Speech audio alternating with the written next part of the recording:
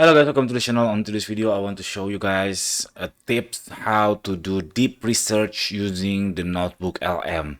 Ever since I knew that NotebookLM that's so powerful, that helped me a lot about researching something or learn something, it's quite happy for me. I found this kind of tool. So perhaps you've got here because you are the same situation with me. Okay, here I will give you a tip for do the deep research properly on NotebookLM.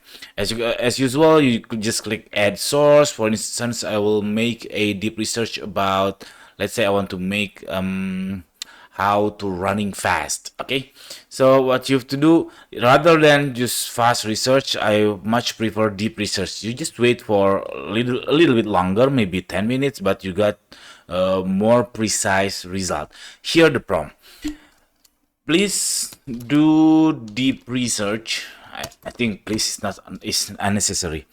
Do deep research. The best practice. This is the important best practice, because if it's only theory, I think theory is important, but for us, for this really vast changing era, we need to do more practical on many ways. So do deep research. The best practice about running faster for a man about 18 kg. Okay, not until here. Okay, the first one, the most important, best practice, and then the second one, only search for content that related, like the timestamp about a year ago. If you found no timestamp, skip it. Why is it important? Because if we are looking for the latest best practice, which one is really related to our life?